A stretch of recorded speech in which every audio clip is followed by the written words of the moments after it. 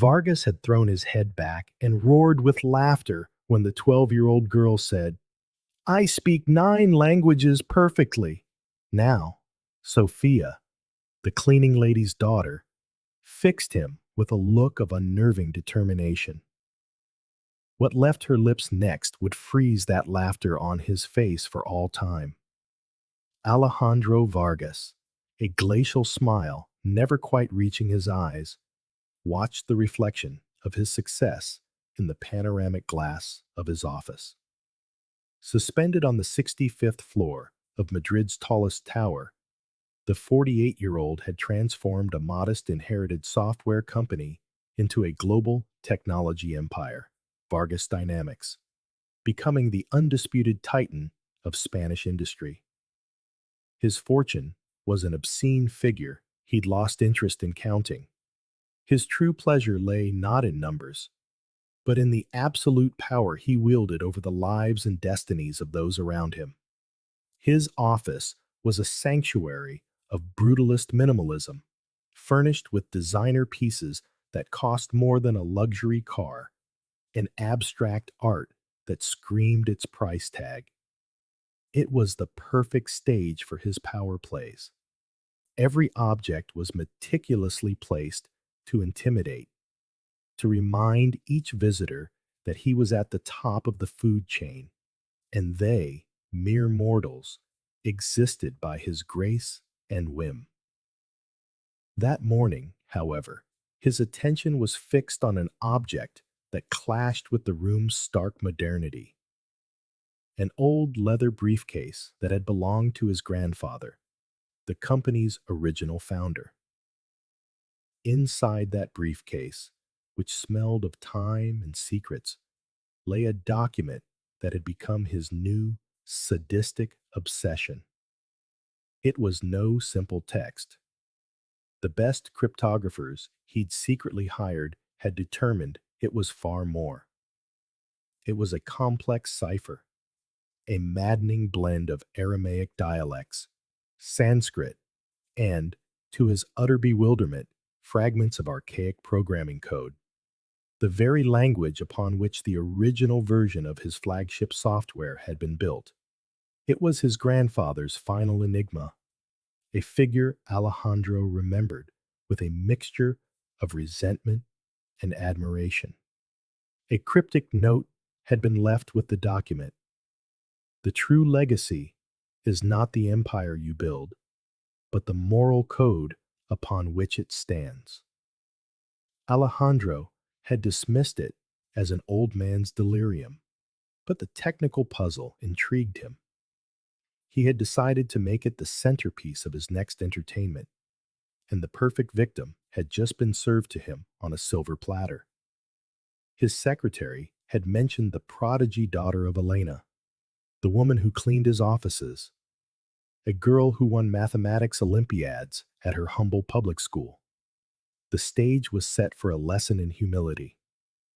"Mr. Vargas," his assistant's voice chimed through the platinum intercom, as submissive as he demanded, "Mrs. Elena Gomez and her daughter have arrived. They say you sent for them." A predator's smile stretched across Alejandro's face. "Perfect, Laura. Send them in, and ensure we are not disturbed."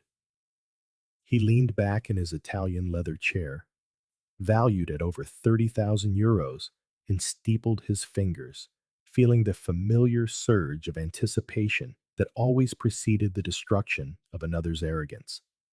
To him, nothing was more satisfying than proving to the world that talent without power and money was useless, a mere anecdote in a failure's biography. He was going to enjoy dismantling this girl's confidence, piece by piece, before her mother's helpless gaze. It was his way of reaffirming the natural order of the universe.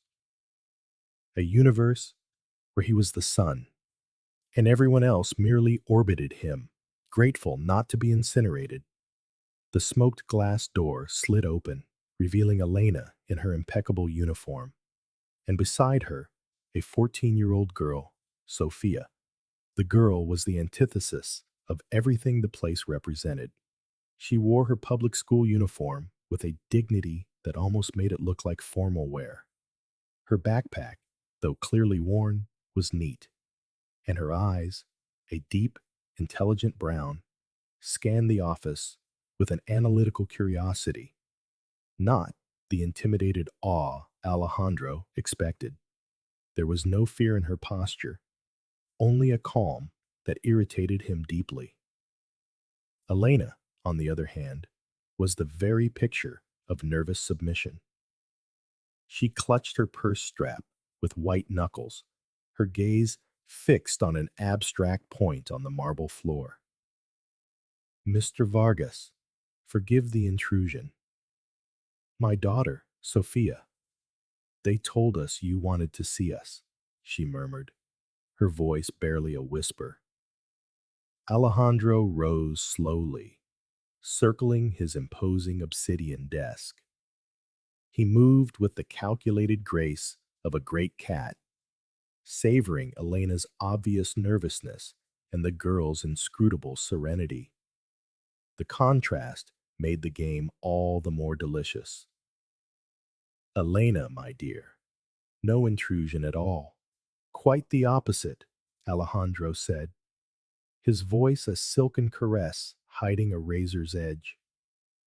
I've heard a great deal about your daughter. A genius, they tell me. The neighborhood math champion. The future savior of the working class. Sarcasm dripped from every word, designed to wound, to set the tone for the humiliation to come. Elena flinched visibly, as if each syllable were a physical blow. Sofía, however, did not react. She simply watched him.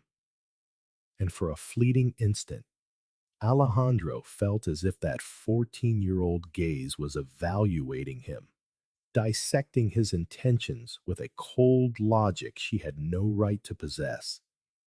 He shook off the uncomfortable sensation and proceeded with his plan. In fact, I've called you here because I have a little problem. A puzzle that even the brightest minds my money can buy have failed to solve.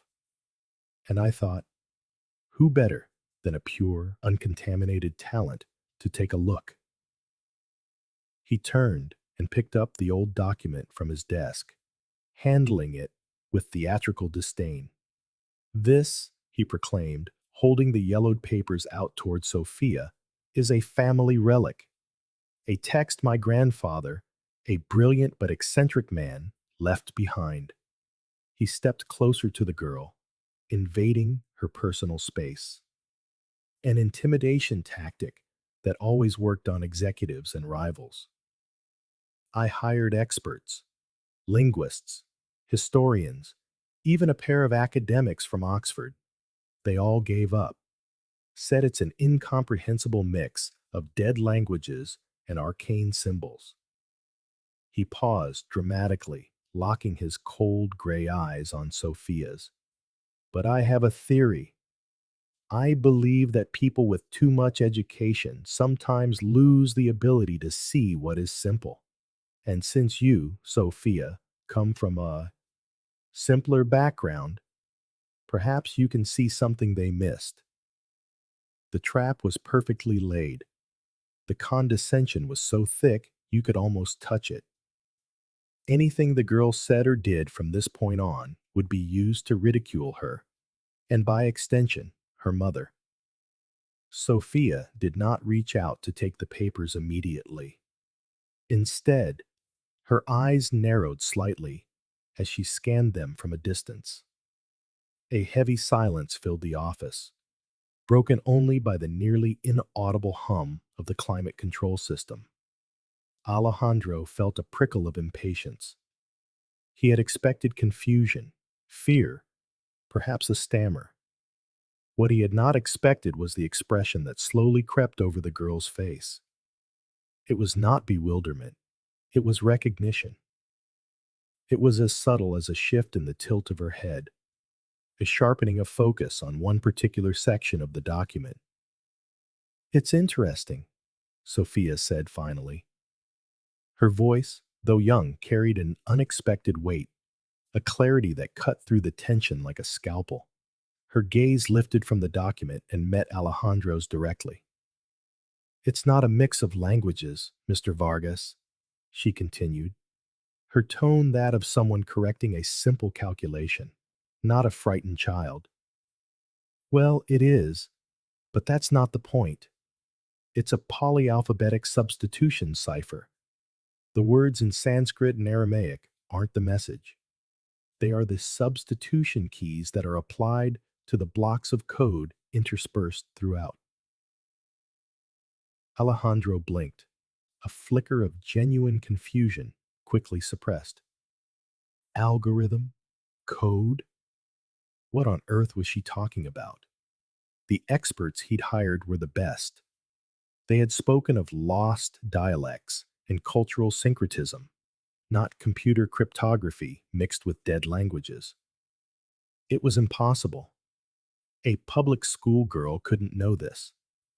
She had to be making it up, a desperate bluff to avoid looking ignorant. "A very imaginative theory, Miss Gomez," Alejandro replied, recovering his composure and his mocking tone. "I suppose you watch a lot of spy movies in your neighborhood." Sofía ignored his sarcasm completely, a gesture that disarmed Alejandro more than any angry retort could have. She stepped toward the desk and, with a boldness that left her mother speechless, took the papers with an almost reverent delicacy. Her fingers traced the lines of text and code as if reading a familiar musical score. "It's not a theory. Look," she said, pointing to a specific sequence of characters. "These Sanskrit symbols define a permutation matrix. And this block here, which looks like 8-bit assembly code, isn't a program itself, but a hash function that modifies the matrix every 256 characters. It's a dynamic encryption system. Brilliant, actually. Your grandfather must have been a genius, not only in business, but in cryptography." The certainty in her voice was absolute, unnerving. She was using terminology that Alejandro, despite running one of the largest software companies on the planet, barely understood. He felt, for the first time in many years, like a complete ignoramus in his own domain.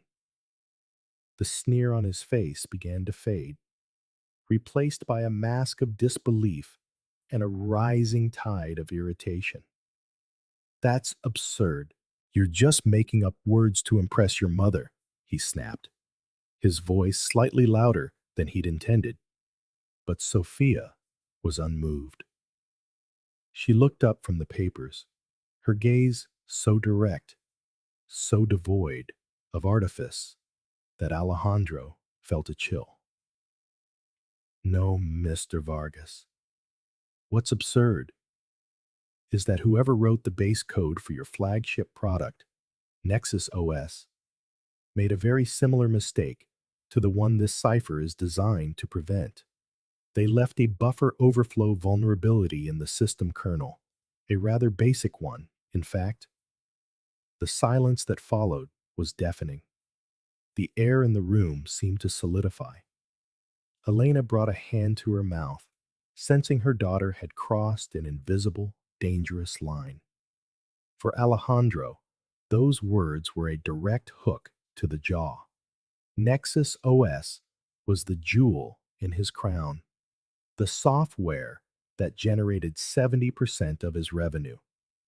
"What? What did you just say?" he stammered, the game of humiliation completely forgotten. Now, there was only the monstrous claim this child had just made.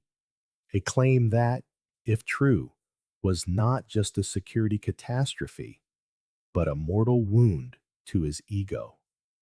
He had personally overseen the final stages of Nexus's development. "How dare you? Do you have any idea of the hundreds of elite engineers who work on that software. His voice was a contained roar, the fury of a king whose authority had been questioned by a commoner. But Sophia remained calm. Her expression was that of a doctor, explaining a diagnosis to a stubborn patient. Elite engineers can make simple mistakes, especially when working under unrealistic deadlines or in a culture that punishes admitting failure, she replied, each word a precise strike at the very corporate culture he had fostered. And it's not just me saying it, Sophia added, delivering the killing blow.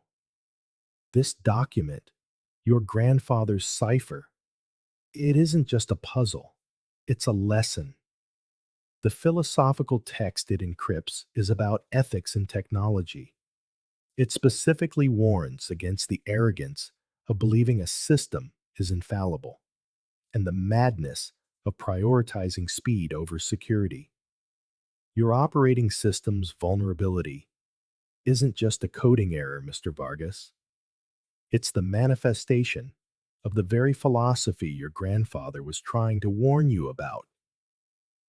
Alejandro stood paralyzed. The room seemed to shrink around him. The girl had not only solved the enigma, but she had connected it to his business, his leadership, his very identity, and turned it into a devastating moral judgment.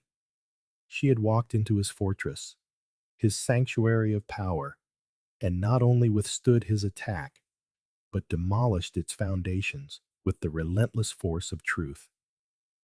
The laughter was frozen on his face forever, replaced by a mask of shock and a humiliation so profound it burned him from the inside out.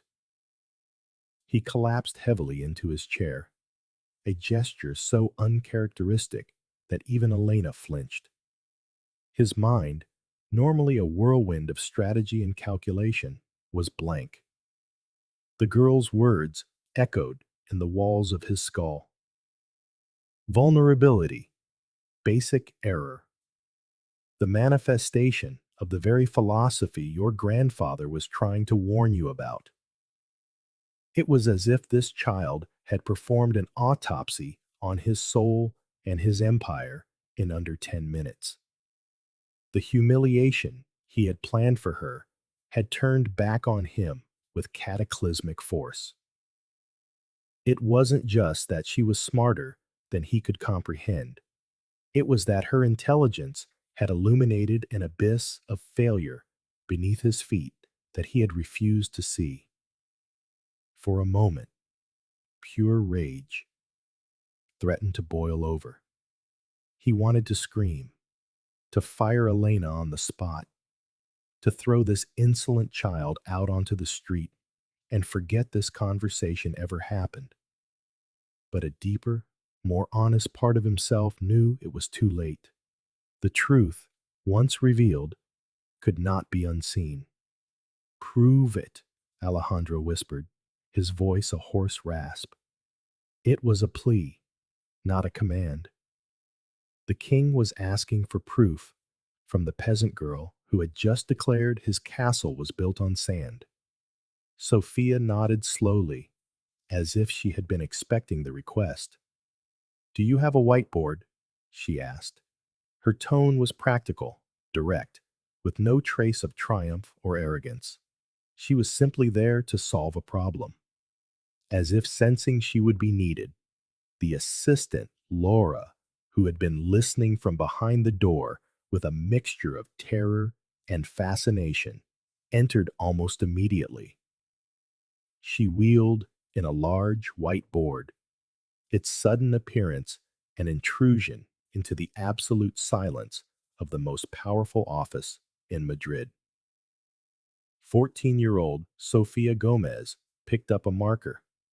Her mother, Elena, watched with a heart torn between pride and a paralyzing fear. She knew her daughter was brilliant, but she had never imagined that brilliance could be so dangerous. Sophia was challenging a man who could destroy their lives with a snap of his fingers. What happened next was one of the most surreal scenes those walls had ever witnessed. Sophia began to write on the board with astonishing speed and precision. She wasn't drawing simple diagrams. She was transcribing lines of assembly code directly from her grandfather's document, translating Sanskrit keys into numerical matrices, and explaining every step of her decryption process aloud. She spoke of loops, of pointers, of memory allocation, with the same casual fluency other teenagers might use to discuss their favorite TV shows. Alejandro watched, mesmerized. The outside world, with its meetings, its calls, and its billions of euros, had ceased to exist. There was only the whiteboard rapidly filling with a language that was both arcane and fundamental to his empire, and the calm voice of the young woman who was laying it all bare. It was a masterclass, delivered by a child to a magnate who had believed himself a god of technology. Here it is, Sophia said, after 20 minutes, circling a small section of code in red. This is the logic your grandfather used to warn about a buffer overflow. It's a programmed metaphor. He creates a fixed size array and then deliberately tries to write beyond its limits, but he uses the encryption to explain the ethical consequences of such carelessness in the decrypted text. Then she opened her backpack and pulled out an old laptop that looked like a toy compared to the technology in the office. After a few moments of furious typing, she turned it toward Alejandro. On the screen was a command line interface. "I've written a small script," she explained. "It exploits a similar vulnerability in the latest version of Nexus OS. It doesn't steal data, of course. It just proves that you can gain administrator access and make the system run an arbitrary command. In this case, making the calculator open." She pressed enter. As if by magic, the calculator application appeared on the screen of the virtual machine running Nexus. It was irrefutable proof. A checkmate, delivered with devastating elegance. Alejandro stared at the calculator and felt the floor drop out from under him. It wasn't just the proof of the vulnerability, it was the simplicity with which it had been demonstrated. Years of self-deception, of believing in the infallibility of his team and his own judgment, crumbled in a single instant. The silence in the office was now heavy, weighted with the gravity of a revelation that changed everything. Elena finally dared to move, stepping closer to her daughter and placing a protective hand on her shoulder, as if she could shield her from the consequences of her own genius. But Alejandro no longer saw an insolent child or a cleaning woman. He saw truth incarnate. He looked up from the laptop to meet Sophia's eyes, and for the first time in his adult life, he felt completely naked, stripped of his power, his wealth, his arrogance. All that remained was a man who had built his empire on a flawed foundation, and the young woman who had just shown it to him. What? What does the rest of the document say?" Alejandro asked, his voice barely a whisper. The anger was gone, replaced by a desperate curiosity, a need to understand the full magnitude of his failure. Sophia turned back to the whiteboard, where she had left space for the translation of the philosophical text. "It speaks of responsibility," she began. "It says that technology without conscience is just a more sophisticated tool for greed and destruction. Your grandfather believed the purpose of the company wasn't just to generate profit, but to create tools that empower people safely and ethically. He wrote that the true value of a leader isn't measured by the height of his tower, but by the strength of the foundations he builds for future generations. Each sentence was an echo of the note he had found and dismissed. But now, with the technical context, the words carried an unbearable weight. It was his grandfather's last will and testament, a message in a bottle that had taken decades to reach him, delivered by the most unlikely person imaginable. A vague, dusty memory surfaced in Alejandro's mind. He was 10 years old, in the garage with his grandfather, who was teaching him the basics of programming on a primitive computer. He remembered the passion in the old man's eyes as he spoke of creating, of building, of solving problems for people. Never forget, Alejandro, he had said. Every line of code has an impact on a human life. Write with care, with respect. When had he forgotten that lesson? At what point had ambition supplanted purpose? He realized that in his desperate race to surpass his grandfather, to prove he was smarter, more ruthless, more successful, he had betrayed every principle upon which the man had founded the company. He had inherited the business, but he had despised the legacy. The irony was so cruel, so perfect, it almost drew a hysterical laugh from him. The child, the daughter of the woman who cleaned his floors, understood his grandfather better than he ever had. With a slowness that seemed to stretch for an eternity, Alejandro rose to his feet. He walked toward Elena, the woman he had seen for years as little more than furniture, an invisible presence that kept his sanctuary immaculate. She flinched, stepping back instinctively, the fear ingrained by years of servitude.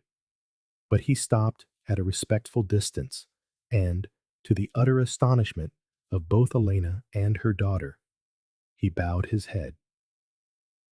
Senora Gomez, Elena, I apologize, he said, the words scraping his throat, foreign and difficult. I apologize for my arrogance, for my treatment of you, for underestimating you and your incredible daughter. He then turned to Sofía, whose intelligent eyes watched him with a mixture of surprise and caution. And to you, Sofía, I don't know what to say. You've given me a lesson that all my money could never buy. You've shown me everything I've done wrong. It wasn't a strategy. It wasn't a manipulation. It was the raw, painful confession of a man who had just been shattered by the reflection in his own moral mirror. Elena was speechless, staring at this powerful man who suddenly seemed fragile and defeated. Sofía, however, processed the apology with the same analytical calm she had applied to the encryption. She didn't seem moved or impressed. She was simply accepting new data. An apology is a good first step, Mr. Vargas, she said, her tone neither accusatory nor forgiving, but purely objective. But as your grandfather's text says, intentions without actions are irrelevant. The question now is, what are you going to do about it? The question hung in the air, simple yet monumental. Alejandro realized she wasn't offering him easy absolution. She was presenting him with a choice. He could try to bury this, to silence them with money and move on. Or he could accept the challenge, the true legacy his grandfather had left him. The vulnerability in Nexus was a technical problem. The vulnerability in his own character was an existential crisis. Alejandro felt the weight of her question like a block of granite. For years, his answer to any problem had been a combination of money and power. Buy, threaten, sue, fire. Those were his tools. But he knew, with absolute certainty, that none of them would work here. He looked at Sofía, at this young woman who possessed a moral clarity he had lost decades ago, and knew the only way forward was surrender. Not surrender to her, but to the principles he had so long ignored. "I want to fix it," he said, and the sincerity in his own voice surprised him. "I want to fix the code, the company, me, but I don't know how. I need help." His eyes met Sophia's. "I need your help." The request, the admission of his own incompetence, was the most difficult and simultaneously the most liberating act of his entire life. He was relinquishing control, admitting that the emperor was not only naked, but had no idea how to dress himself. Sofía exchanged a look with her mother. In Elena's eyes, Alejandro saw a whirlwind of emotions: fear, pride, uncertainty. Her first instinct was to protect her child, and associating with a man like Alejandro Vargas was like dancing with a wolf. But she also saw the immense pride in the woman Sofía was becoming, a young woman who refused to be intimidated by power and who demanded accountability. It was Elena who spoke first, her voice trembling but firm. "My daughter is not an employee, Mr. Vargas. What you are asking of her is too much." It was her way of protecting her, of drawing a line in the sand. Alejandro nodded, understanding completely. "I know. I'm not offering her a job," he replied, his mind working at a feverish pace, searching for a solution that would honor the magnitude of the moment. "I'm offering a partnership, a chance to reform this company from the inside, to apply my grandfather's principles in a way I never knew how." Sofía stepped forward, taking the lead. "I don't want a partnership in your company, Mr. Vargas," she said calmly. "My goal is not to be rich or powerful. My goal is to ensure that technology is used for good." Her eyes shone with a conviction that was both inspiring and terrifying. "If you truly want to fix things, then the terms will be different. This won't be about me. It will be about creating something new." Alejandro listened, fascinated. The girl wasn't negotiating a salary or a title. She was designing a revolution. "We will create a foundation," Sofía continued, her mind already drawing the blueprints for a future he had never imagined. "The Vargas Legacy Foundation. Its purpose will be twofold. First, it will independently audit the ethics and security of all Vargas Dynamics products. Second, it will use the profits from that auditing to fund technology and ethics education programs for young people in underserved communities, so there can be more people who can do what I did today." The proposal was so audacious, so radical, that Alejandro nearly staggered. This wasn't a simple, charitable donation. It was a fundamental restructuring of his power. She was asking him to create a body that would police him, that would have the authority to question his decisions. "And who would run this foundation?" he asked, though he already suspected the answer. Sofía smiled for the first time, a small smile freighted with a wisdom far beyond her years. "My mother," she said. "Elena Gomez will be the executive director, because she understands integrity and hard work in a way that you and I never could. And I will be her senior advisor, part-time. I still have to finish high school." The brilliance of the proposal was as demolishing as her decryption of the document. It tethered the future of his company to the integrity of the woman he had scorned, and it placed the child who had humbled him as the moral compass for his entire empire. On any other day, Alejandro would have laughed out loud at such an absurd proposition. He would have had security throw them out and called his lawyers to ensure they never bothered him again. But today, Sofia's words didn't sound absurd.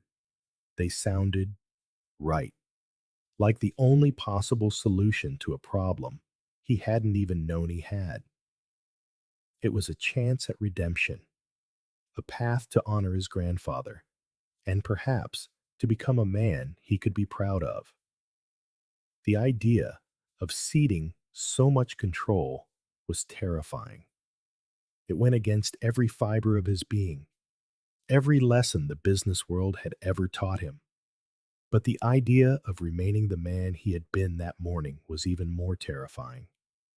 He looked at Elena, who was now staring at him, her fear replaced by a steely determination. And then at Sofía, the young architect of his potential future. "I accept," Alejandro said. "I accept all of your conditions." And as he spoke the words, he felt a burden he had carried for decades finally begin to lift. The news of the Vargas Legacy Foundation, with Elena Gomez as its executive director, hit Madrid's business world like a bombshell. At first, no one took it seriously. Alejandro's rivals and so-called friends at the exclusive business club dismissed it as an eccentricity, an elaborate public relations stunt, or worse, a sign that the legendary shark had finally lost his mind. The media treated it with a mixture of cynicism and mockery.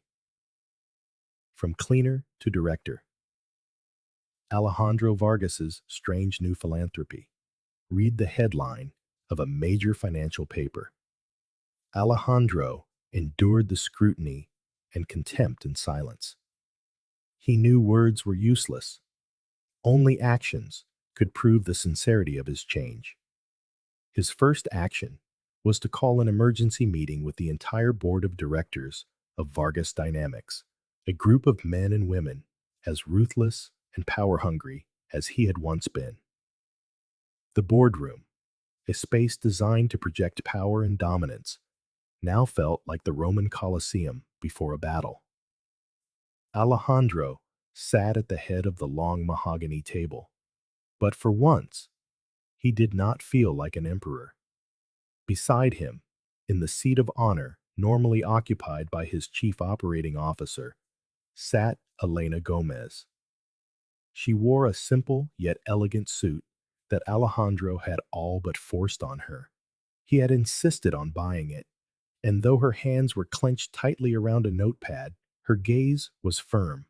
Across the table, the faces of the board members were a gallery of confusion, indignation, and barely veiled contempt.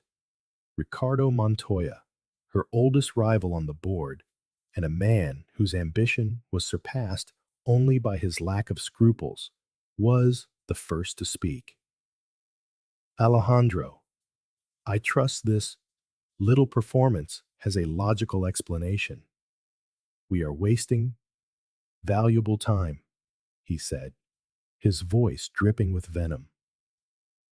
Alejandro took a deep breath.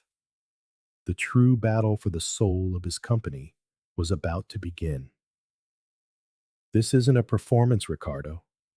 It is the new future of Vargas Dynamics," Alejandro began, his voice quiet but resonating with a renewed authority.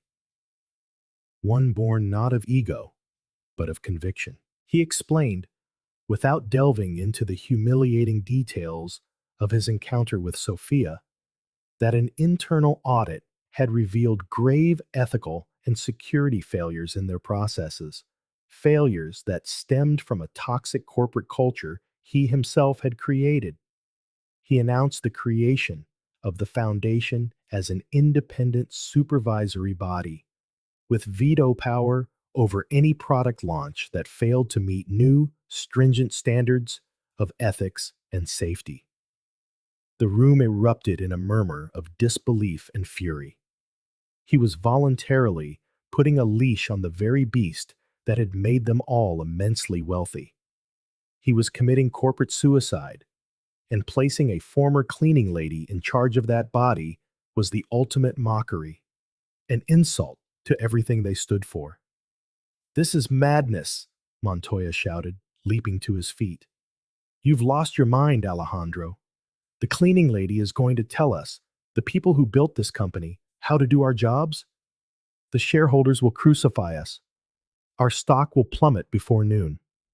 The rest of the board nodded fervently, seeing their multi-million-dollar bonuses and stock options evaporating before their eyes. But Elena, who had remained silent, decided it was her moment. She rose slowly, and her presence, though physically less imposing than these corporate titans, carried a gravity that silenced them. "Mr. Montoya," she began, her voice clear and unwavering, "you are right about one thing. I used to clean the floors of this company. And from that perspective, I have seen things that you, from your ivory towers, will never see.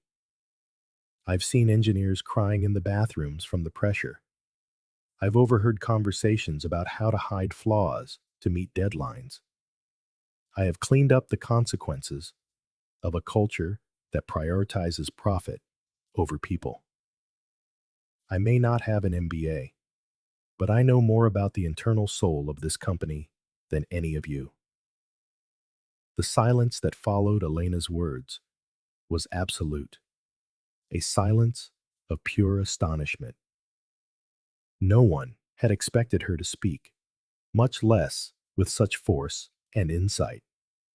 She had dismantled their primary argument against her, turning her supposed weakness into her greatest strength. Alejandro looked at her with an admiration he hadn't felt for anyone in years. Sofía had been right. This woman possessed a wisdom and integrity that money could not buy. Ricardo Montoya stood dumbfounded, searching for a scathing retort that never came. For the first time, he was outmatched not by brute force or financial cunning, but by the plain, simple truth. The board, seeing their leader falter, descended into a chaos of whispers and nervous glances.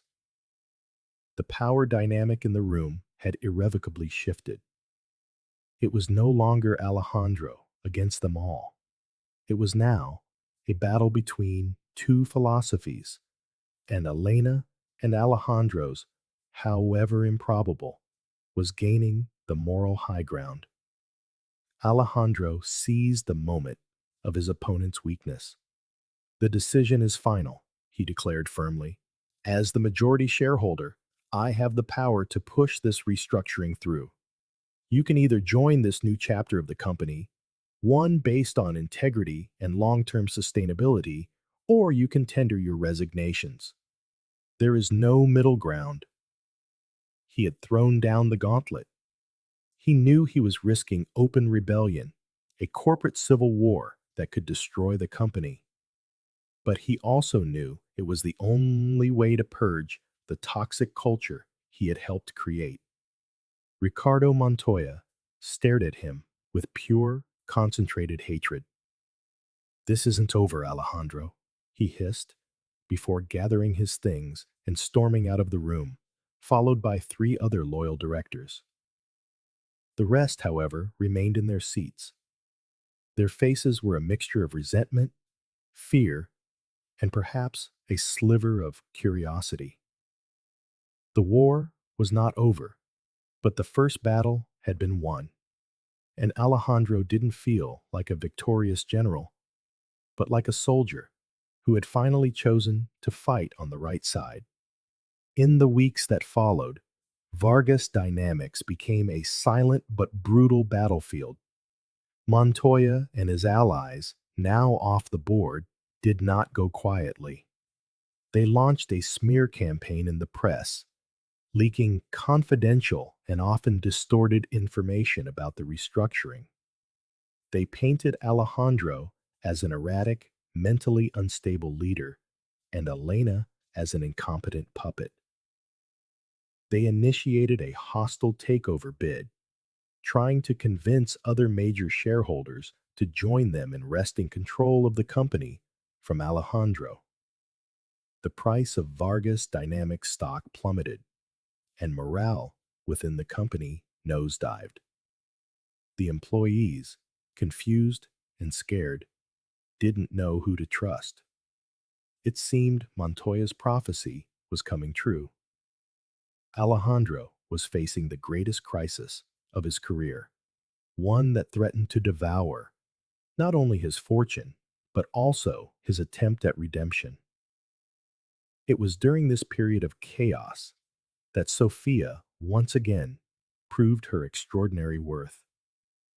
While Alejandro and Elena focused on the corporate war, she immersed herself in the code of Nexus OS. Working out of a small, makeshift office next to her mother's, she led a team of the company's youngest and brightest engineers, those who hadn't been corrupted by the old culture.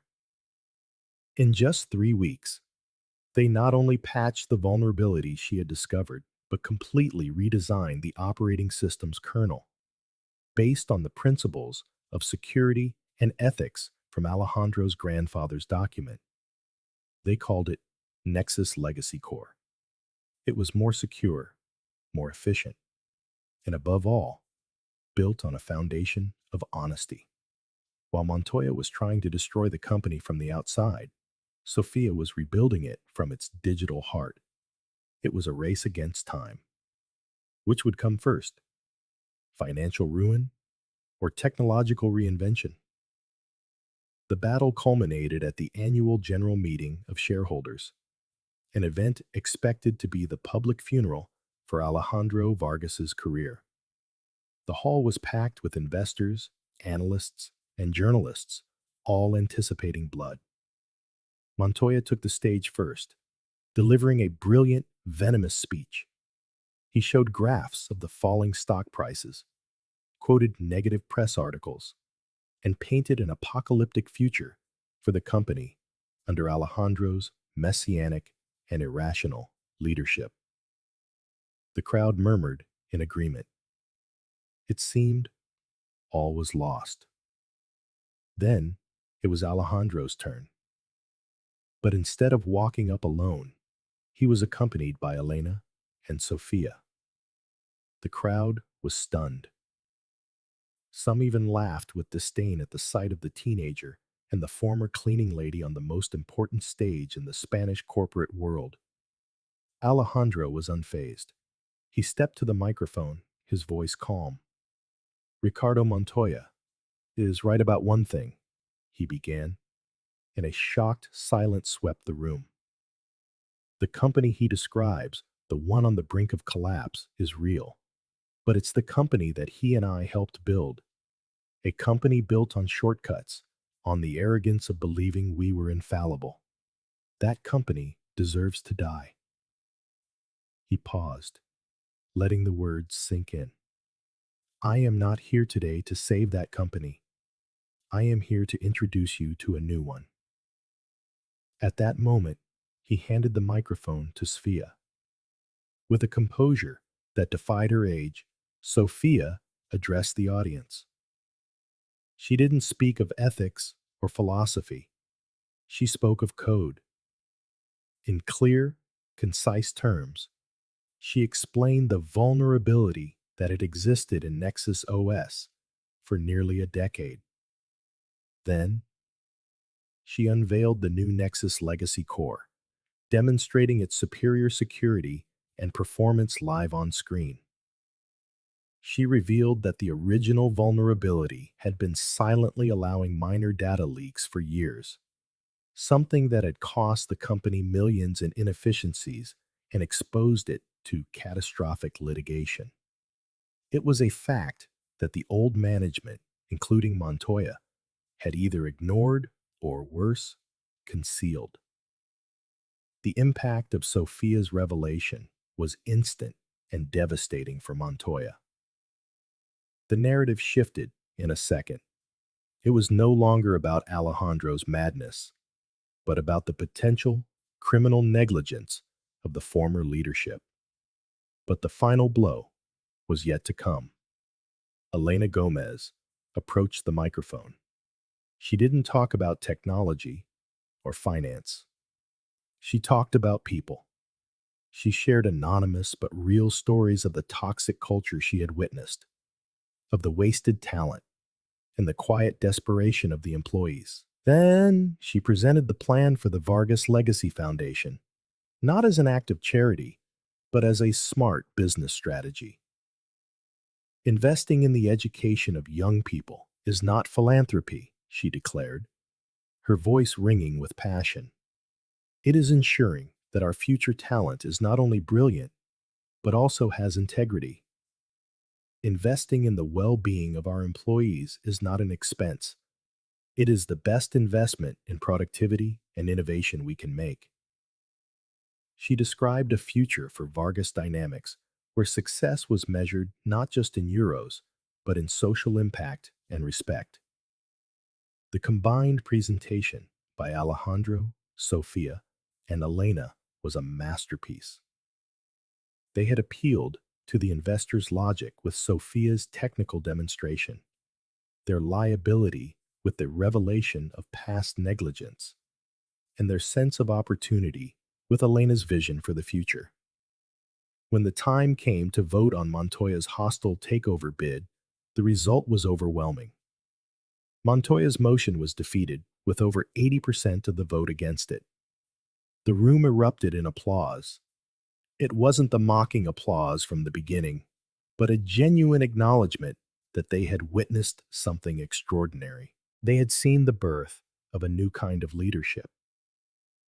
As Montoya exited the hall, his face pale with fury and humiliation, Alejandro, Elena, and Sofía remained on the stage, not as victors in a battle, but as the architects of a hard-won peace.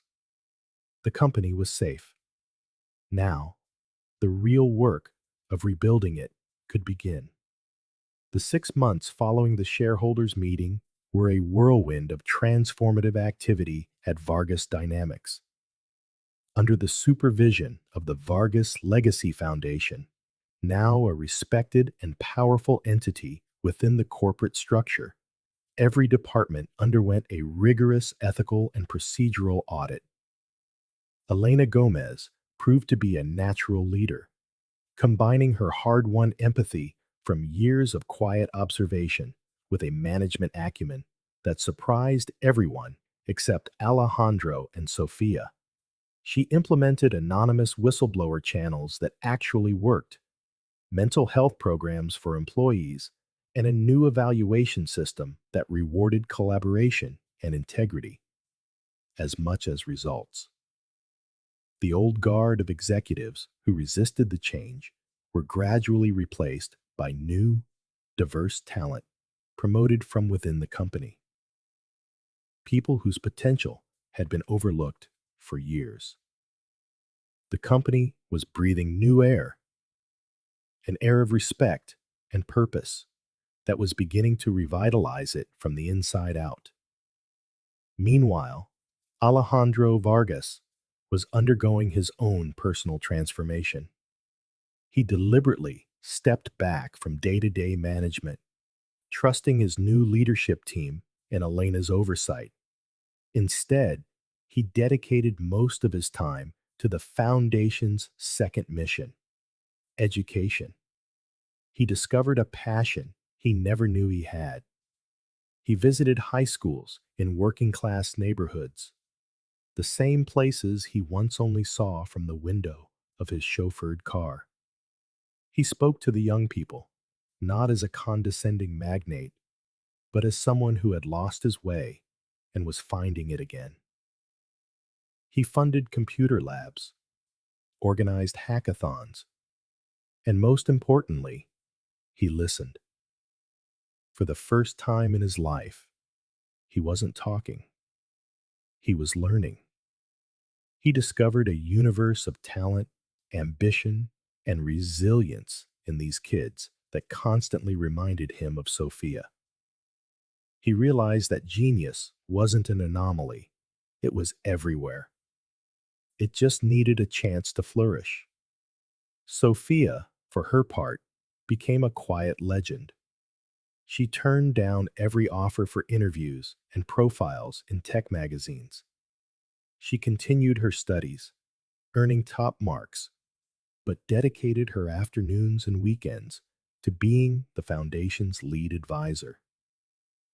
She designed the curriculum for the educational programs, a revolutionary syllabus that taught coding not just as a technical skill, but as a moral responsibility.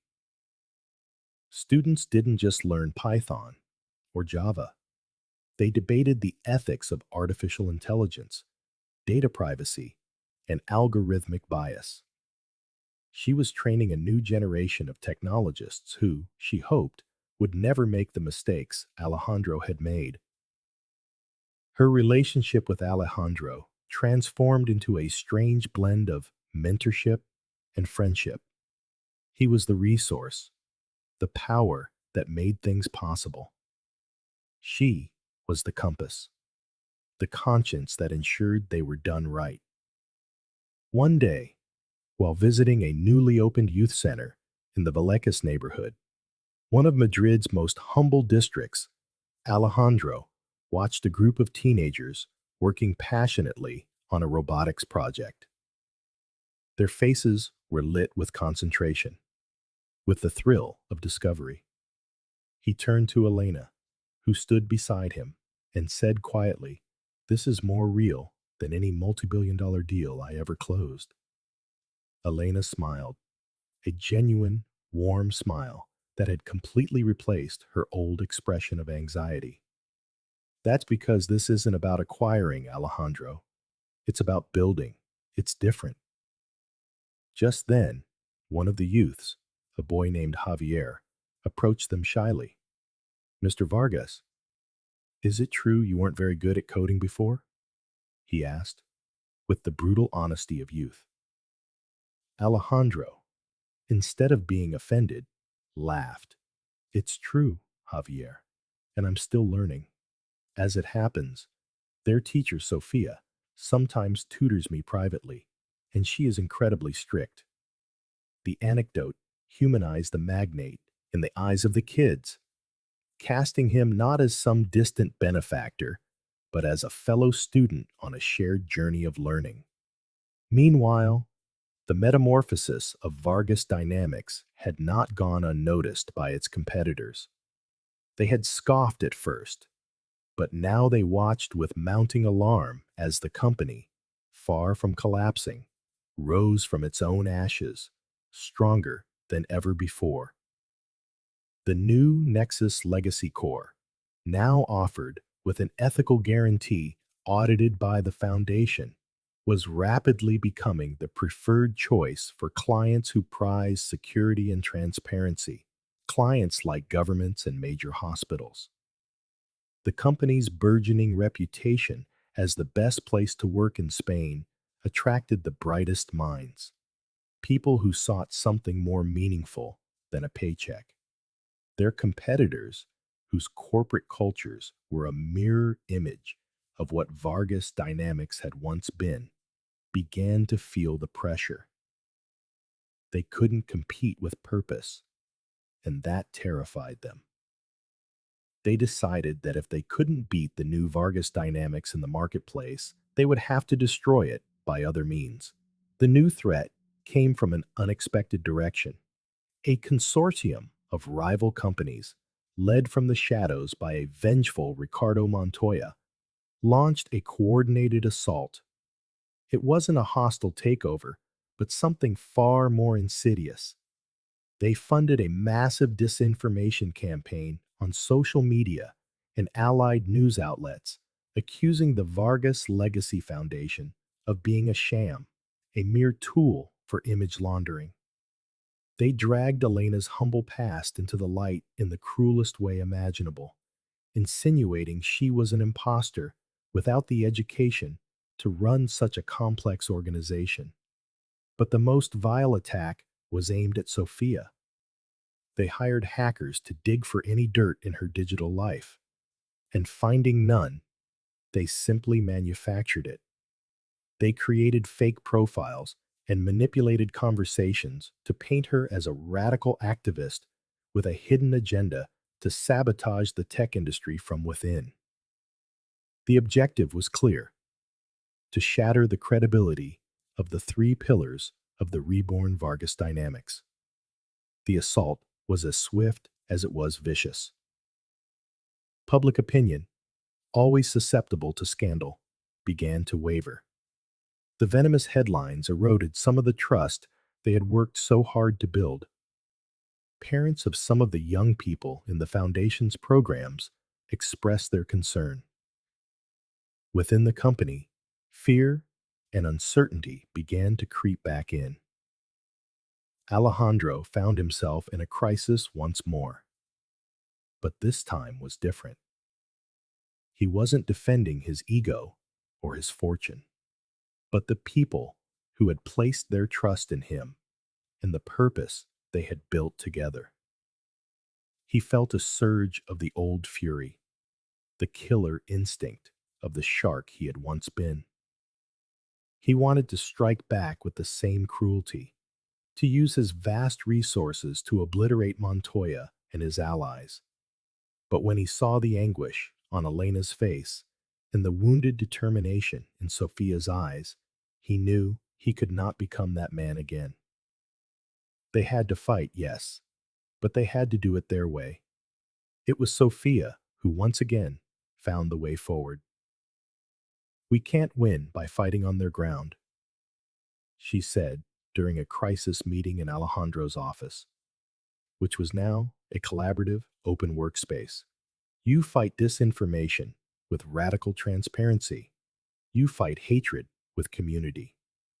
Her plan was as audacious as her first intervention in that very tower.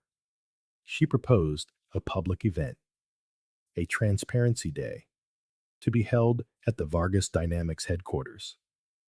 They would invite everyone, journalists, especially the most critical ones, shareholders, employees, the kids from the foundation and their families, and even their competitors.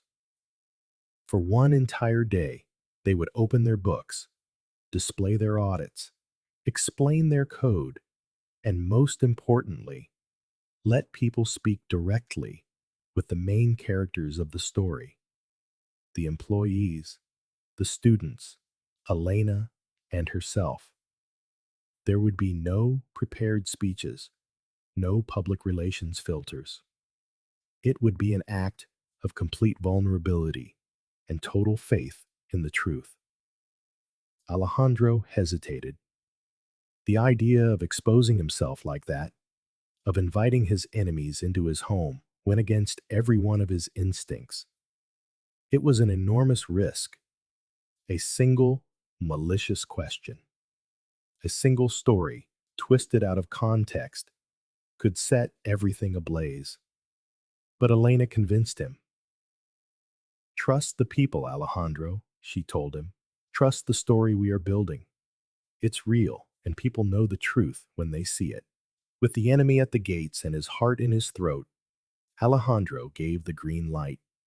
The announcement of Transparency Day was met with skepticism, dismissed by many as a desperate stunt. Montoya and his allies rubbed their hands together, convinced it would be the perfect stage for their rival's final humiliation. They underestimated, once again, the strength of the community that Alejandro, Elena, and Sofia had begun to build. They underestimated the power of an authentic story against a campaign of manufactured lies. On the day of the event, the Vargas Dynamics headquarters was a hive of activity: journalists with cameras, analysts with furrowed brows, and families from working-class neighborhoods mingled in the tower's lobby, creating a scene that would have been unthinkable just a year before. The atmosphere was tense, electric with anticipation. Ricardo Montoya was there, in the front row, a smug smile on his face, ready to enjoy the show. The event began in the main auditorium. Alejandro was the first to speak, but his address was brief and humble. "We are not here today to convince you of anything," he said. "We are here to show you who we are and what we are doing. The rest is for you to judge." Then the lights dimmed and a documentary appeared on the giant screen. It was simply produced, but overwhelmingly emotional. It told the story of the company's transformation, not from the leader's perspective, but through the eyes of its employees and the young people from the foundation. The film showed engineers speaking with tears in their eyes about rediscovering their passion for their work. It showed parents grateful for the opportunities their children were receiving. It showed Javier, the boy from Vallecas, proudly explaining the robot he had built. And it showed Elena, not as an executive, but as a mother, listening, advising, and encouraging the youth. The narrative was so powerful, so genuine, that the atmosphere in the room began to shift. The cynicism started to dissolve, replaced by a sincere, burgeoning interest. When the documentary ended with a simple sentence on the screen, "Technology is either human or it is nothing," a warm, spontaneous applause swept through the auditorium. Ricardo Montoya's smile had vanished, replaced by a grimace of frustration. The narrative was slipping from his grasp. After the film, doors opened to different rooms where live demonstrations were held. Sofía herself led a session explaining the Nexus Legacy Core, inviting any hacker or security expert present to try and find a vulnerability. Several tried, under the watchful eyes of dozens of journalists, and all of them failed. Her work was flawless. In another room, Elena presented the foundation's finances with total transparency, showing every euro spent and the measurable impact it had made. But the most powerful moment of the day took place in the main lobby. The young people from the foundation had set up booths to showcase their projects. They were eloquent, passionate, and overwhelmingly intelligent. They spoke of the future they wanted to build, a technological future with a conscience. They were the living proof that the project was real. They were the ultimate weapon against the smear campaign. A journalist from one of the most critical outlets, known for his aggressive style, approached Sofía. "This is all very impressive, Miss Gomez," he said, his tone still skeptical. "But how do you respond to the accusations that you are a radical seeking to harm the industry?" Sofía looked him directly in the eye, without a hint of fear. "I am not a radical. I am a builder. And I don't want to harm this industry. I want to make it better. I want an industry that doesn't see people as data points to be exploited, but as human beings to be served. If that makes me a radical in the eyes of some, then it is a label I will wear with pride." The response was so direct, so full of conviction, that the journalist was left speechless. Around them, several people who had overheard the exchange, including other journalists, began to applaud. The tide had turned. The truth, as Elena had said, had a power all its own. By the end of the day, the evidence was undeniable. The disinformation campaign had failed spectacularly. The articles that came out the next morning spoke not of scandal, but of a revolution in transparency and the birth of a new model of conscious capitalism. The stock of Vargas Dynamics, far from falling, began to climb, buoyed by a new wave of investor confidence. Ricardo Montoya and his allies were exposed not only as liars, but as relics of an obsolete, predatory way of doing business.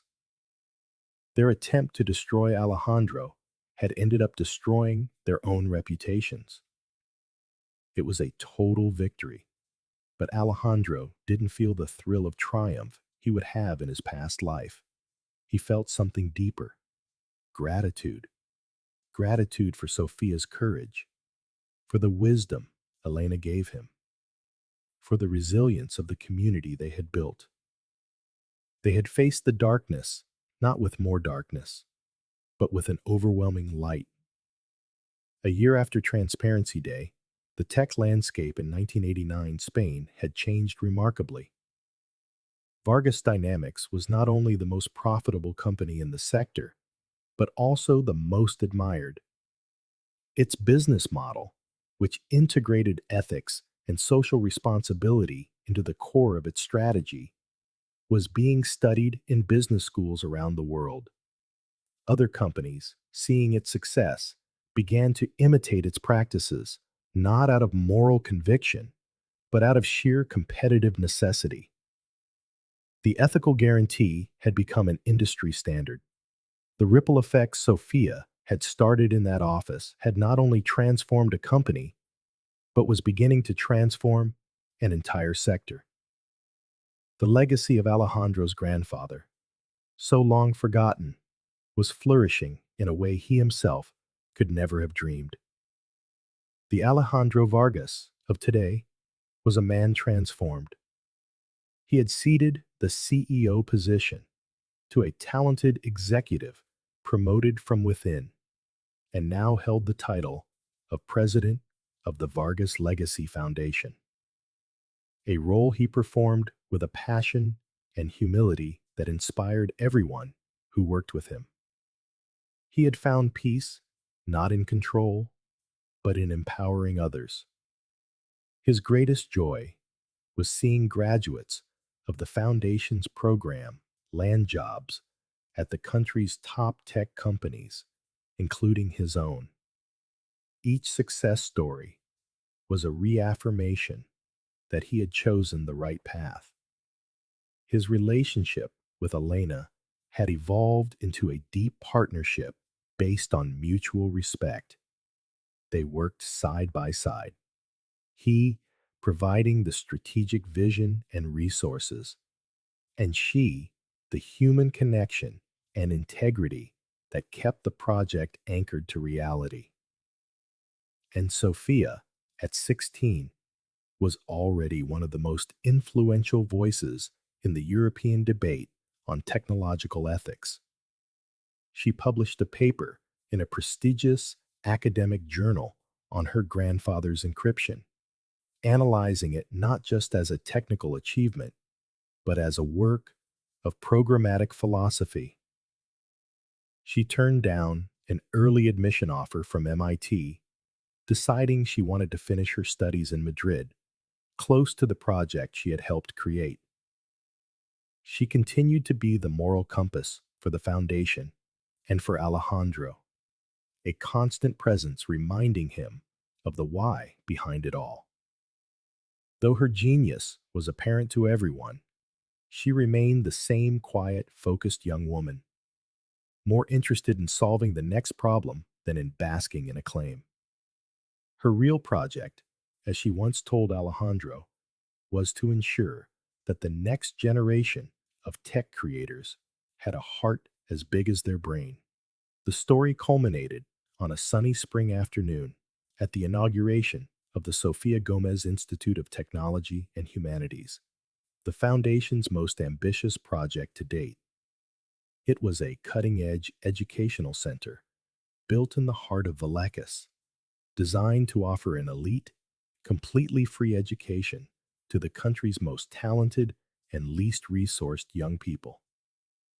The building itself was a work of architectural art, luminous, open, and sustainable, a physical symbol of the new philosophy.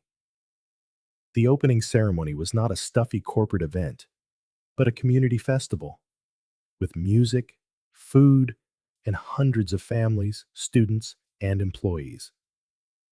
Alejandro stood among the crowd, not on the stage, simply watching, his face filled with a serene emotion. He saw Elena, the new institute's director, speaking with parents with the same warmth and intimacy as if she were in her own kitchen. The keynote address was given by Sofía. She walked onto the stage, not with the grandiloquence of a leader, but with the quiet poise of a thinker. She didn't speak of achievements or the future, but of a simple story. 2 years ago, she began, her voice echoing in the silent open-air auditorium. I walked into an office that looked like a crystal palace, and I met a man who seemed like a king, and I felt very small. But I learned something that day. I learned that the tallest palaces can have the most fragile foundations, and that the most powerful kings can forget the most important lessons.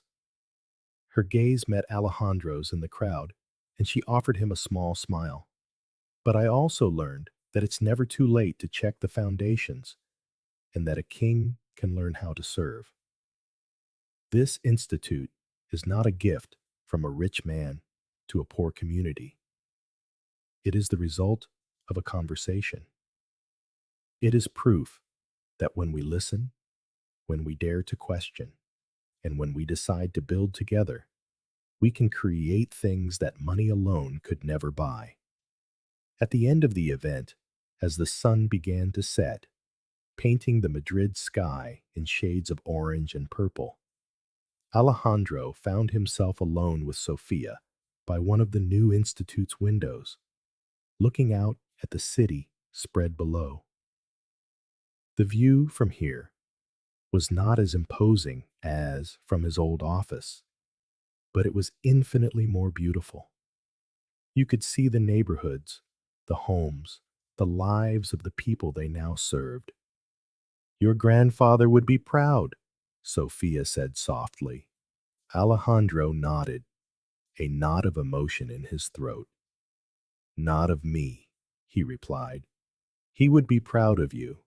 You understood his legacy. I was just the slow student who needed a good jolt to finally pay attention.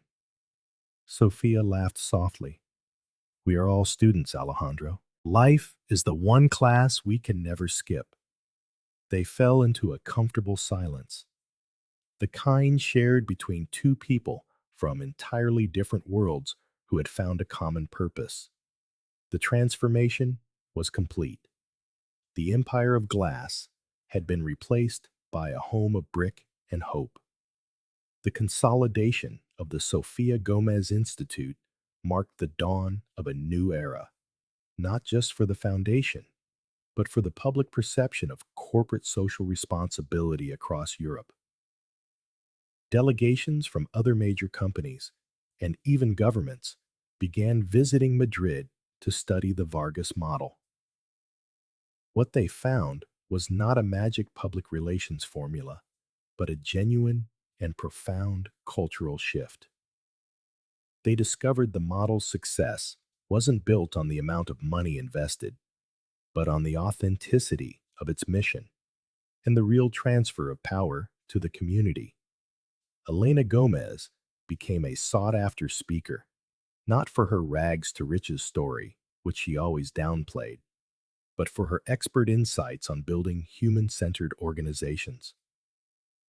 Her humility and practical approach disarmed even the most cynical executives, forcing them to confront the inefficiency of their own predatory cultures.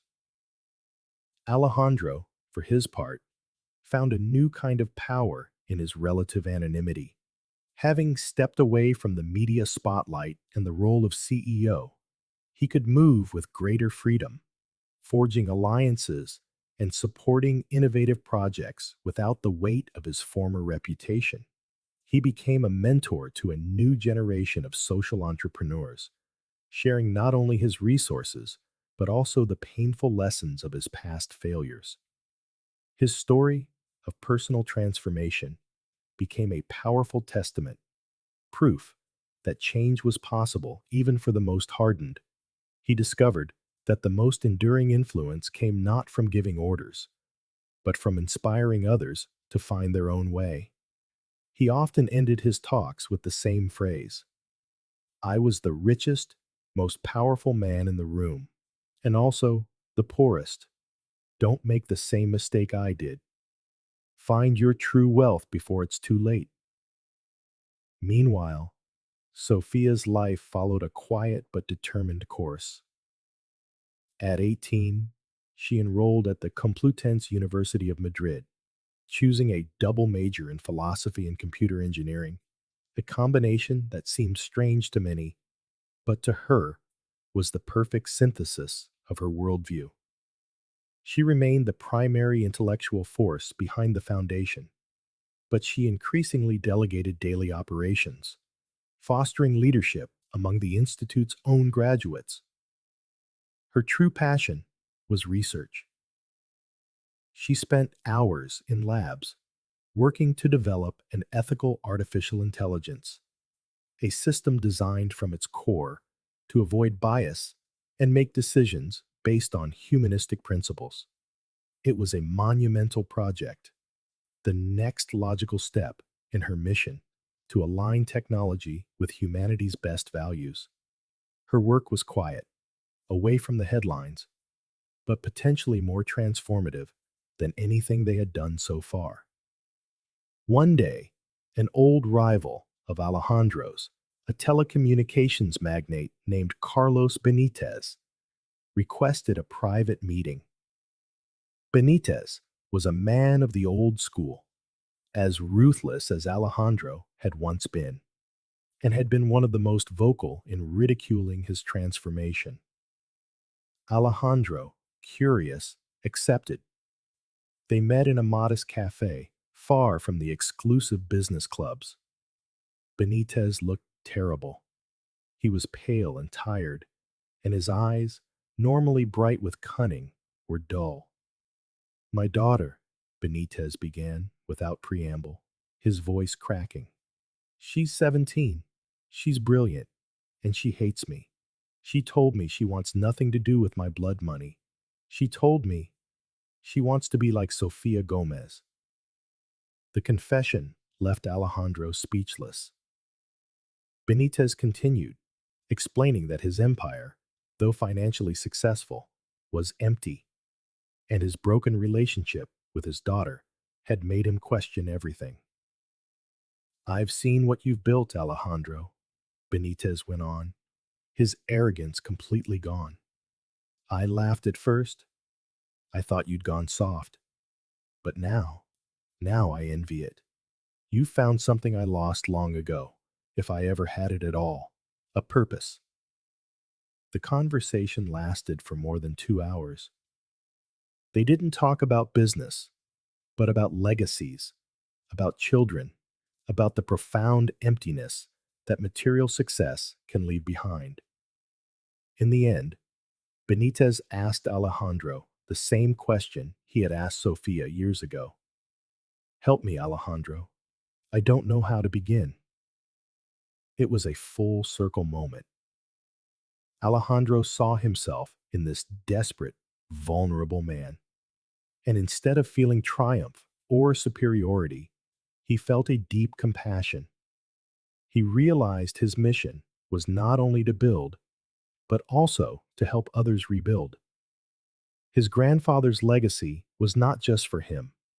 It was a message for an entire generation of leaders who had lost their way. Alejandro's help for Carlos Benitez was not a business plan, but an introduction. He took him to the Sofia Gomez Institute in Vallecas. He didn't introduce him as a magnate, but simply as Carlos, a father who wants to learn. For an entire afternoon, Benitez toured the institute, spoke with students, and listened to Elena explain the center's philosophy. At the end of the day, he met Sofia, who was working on a prototype robotic arm with a group of students. Benitez awkwardly tried to explain his situation. Sofía listened patiently, and when he finished, she simply asked him a question. What problem in the world do you want to solve, Mr. Benitez? Not in your company, not in your bank account, in the world. The question, so simple and so profound, disarmed him. He realized he had never, in his entire life, asked himself that question. It was the beginning of his own difficult path toward transformation. This event marked a turning point. Alejandro Vargas's transformation was no longer seen as an isolated case, but as the beginning of a movement. Other business leaders, some driven by personal crises like Benitez, others by pressure from a new generation, demanding more from their employers, began to seek the Vargas Legacy Foundation's advice. The foundation expanded, creating a new consulting branch not for profit, but to guide other organizations on their own journey of cultural transformation.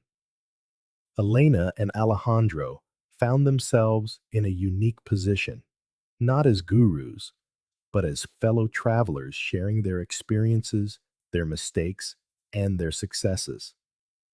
The ripple effect of that conversation on the 65th floor continued to spread, touching corners of society they had never imagined. 5 years after the story began, the scene in Alejandro's old office was unrecognizable.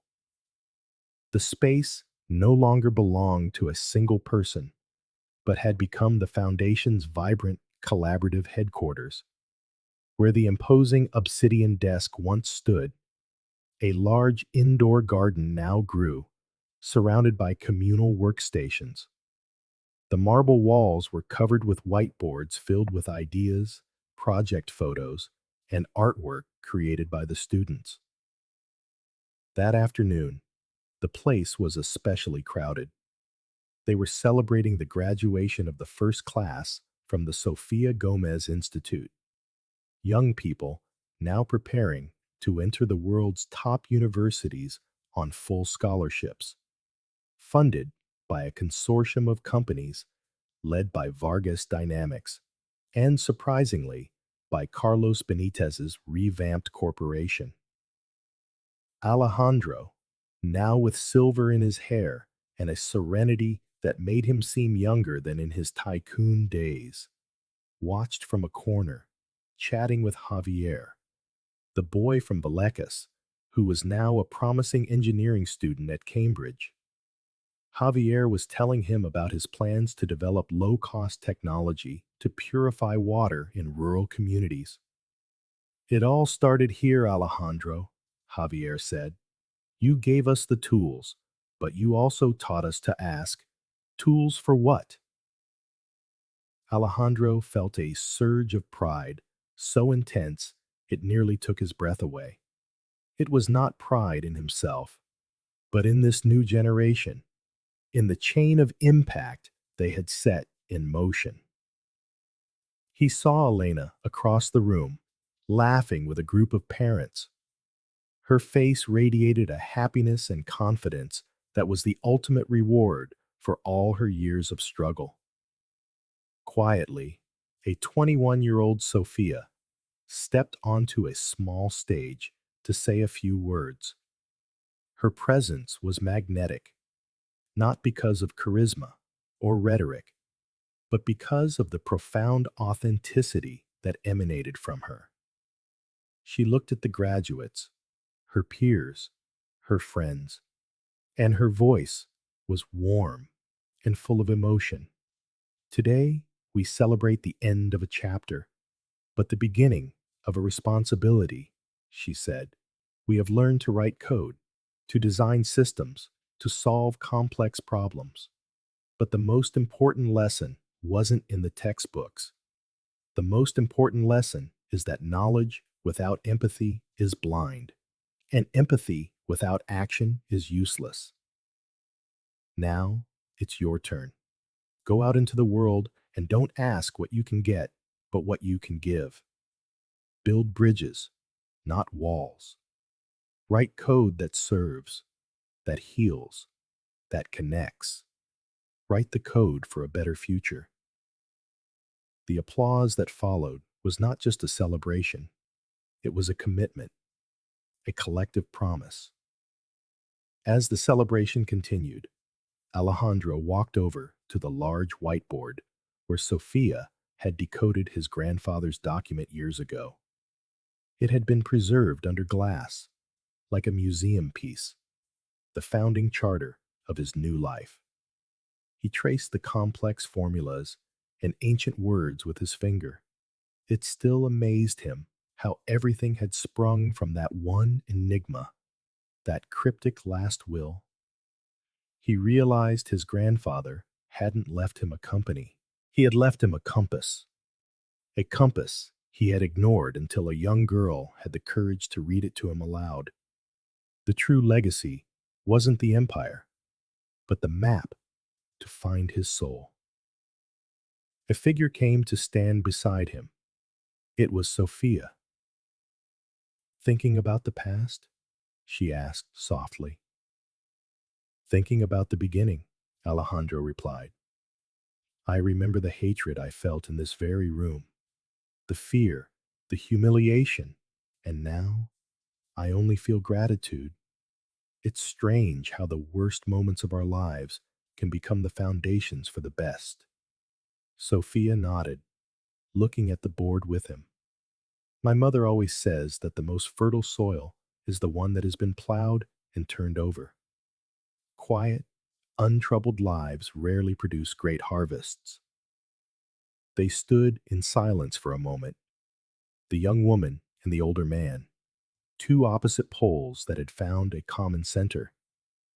The evening light streamed through the windows, bathing the room in a golden glow. The office, once a monument to one man's ego, was now a testament to the power of human connection. The celebration slowly wound down. The graduates said their goodbyes, full of dreams and promises, heading toward bright futures now within their grasp. The parents, with tears of pride in their eyes, thanked Elena and Alejandro one last time. The foundation staff cleaned up, their faces tired but satisfied, like those who have completed meaningful work. In the end, only the three of them remained in the vast room. Alejandro, Elena, and Sofia sat on a small sofa overlooking the city, the same view Alejandro had once surveyed with arrogance, but which he now saw with a deep sense of belonging and responsibility. The silence between them was comfortable, filled with all that was unsaid, with shared history and mutual respect forged in the crucible of crisis. What's next? Alejandro asked, not like an executive seeking the next target, but like a traveler curious about the next stretch of the road. Elena smiled, watching the city lights begin to twinkle. Now, the real work begins. We've created a generation of leaders. Our job now is to support them, learn from them, and make sure they have the tools to overcome challenges we can't even imagine. Sofia added, her gaze lost on the horizon. The ethical AI I'm working on, it's almost ready. It could change how decisions are made in entire sectors, from medicine to justice. But it also presents new ethical dilemmas. The work never ends, it just evolves. Alejandro realized that was the answer. Purpose was not a destination to be reached, but a path to be walked. And for the first time in his life, he was enjoying the journey more than the idea of ever arriving. The Foundation's international expansion was already a reality. The Vargas model was being implemented in several Latin American countries, adapted to local needs, but always maintaining its core philosophy: technology in the service of human dignity. Alejandro had traveled to Colombia, Mexico, Argentina, not to close deals, but to listen and learn from the communities. He discovered that talent and resilience were universal, and the thirst for meaningful change was global. His personal fortune, while still considerable, had ceased to be a measure of his success. He now measured his wealth in the number of lives transformed, of opportunities created. He had gone from a collector of zeros in his bank account to a distributor of hope, a job infinitely more satisfying and, curiously, far more profitable in terms of personal happiness. Meanwhile, Ricardo Montoya, his old rival, lived in a self-imposed exile. His reputation was so damaged after the Day of Transparency that no reputable company would associate with him. He had become a pariah, a symbol of a predatory capitalist era that people wanted to leave behind. In a strange twist of fate, his son, a bright and sensitive young man, refused to accept his inheritance. Instead, he applied for a volunteer position at one of the Vargas Legacy Foundation centers. He wanted, in his own words, to clean the family name by building something instead of destroying it. The news reached Alejandro, who felt no pleasure in his enemy's misfortune, but a deep sadness for the cycle of pain that arrogance could generate. True victory, he finally understood, was not seeing your enemy defeated, but seeing them one day change. In Madrid, Elena Gomez's influence had transcended the corporate world. The city government had appointed her as a special advisor on education and social inclusion policies. Her practical approach and deep understanding of the barriers facing working-class families made her an indispensable voice. She often joked that she had gone from cleaning offices to cleaning up inefficient systems and unjust policies. But beneath the jest lay a profound truth. Her unique perspective, the very one Alejandro had once scorned, was precisely what society needed to solve some of its most entrenched problems. She proved that the most effective leadership doesn't always come from the expected places, and that wisdom is often found in the voices that have been silenced for far too long. Sofía, meanwhile, continued her quiet ascent. Her ethical AI project, named Themis after the Greek goddess of divine law, began to yield revolutionary results. It could audit other algorithms for racial, gender, or class bias with unprecedented accuracy. Human rights organizations soon began using it to fight discrimination in credit systems, hiring practices, and even judicial proceedings. Sofía chose to make the code for Themis open source, accessible to all. She had no interest in monetizing it. She wanted it to be a tool for global justice. This decision solidified her status as one of the most important thinkers of her generation, one who measured success not in patents or market valuations, but in tangible progress toward a more equitable world. Her genius, once the catalyst for a personal transformation, had now become the engine for large-scale social change. One afternoon, a letter arrived for Alejandro. It was from Ricardo Montoya. It wasn't a business proposal, a threat, or a forced apology. It was a short, handwritten note on simple paper. "My son has told me about the work you do at your center," it read. "He told me that, for the first time, he feels proud of our family name. I don't know if I can ever mend the damage I've done, but I want you to know that you've won. You didn't defeat me, Alejandro. You won the battle that truly mattered. And strangely enough, You've given me the one thing I never knew I needed, a reason to try to be a better man. Alejandro folded the letter and placed it in a drawer. There was no joy in his heart, only a deep, melancholic peace. The ripple had reached even the farthest, rockiest shores. Change, it seemed, was possible for anyone after all. The final scene takes us back to where it all began, but in a world transformed. It's a Saturday morning at the Sofia Gomez Institute. In one of the classrooms, a beginner's coding class is underway. The students aren't teenagers. They are adults from the community looking to reinvent themselves, to learn new skills. The teacher is a brilliant young woman, one of the Institute's first graduates. And among the students, sitting at an ordinary desk with a modest laptop and an expression of intense concentration, is Alejandro Vargas.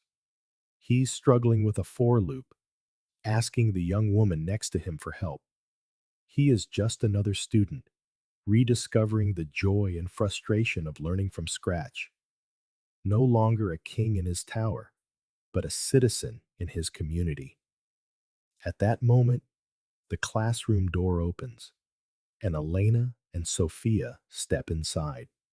They've just come from a meeting about the Foundation's global expansion. They pause at the doorway, taking in the scene. They see Alejandro, the former titan of industry, completely absorbed in his task, a humble, happy student. They don't interrupt. They simply exchange a smile that contains everything: the memory of the glass office, the battle for the company's soul, the victories, the fears, and the incredible journey that brought them here. It was the perfect image of the new world they had built together. A world where power lay not in knowing everything, but in the will to learn anything. A world where a person's worth wasn't measured by their position, but by their capacity to grow and to help others grow with them. As Alejandro's small program finally runs, and a smile of pure, simple accomplishment lights up his face, Elena and Sofía turn and walk down the hall, their footsteps echoing softly in the light-filled building, a space brimming with the future. The story doesn't end here, because stories of true transformation never really end. They simply become the beginning of countless others. The stone a brave young woman once cast into a lake of arrogance had created ripples that were still expanding, silently changing the shape of the water. It proved that the act of deciphering an ancient code could, under the right circumstances, be the key to rewriting the code of humanity itself. The true legacy was not a foundation or a company, but the simple, revolutionary idea that it is always, always possible to begin again and to build something better.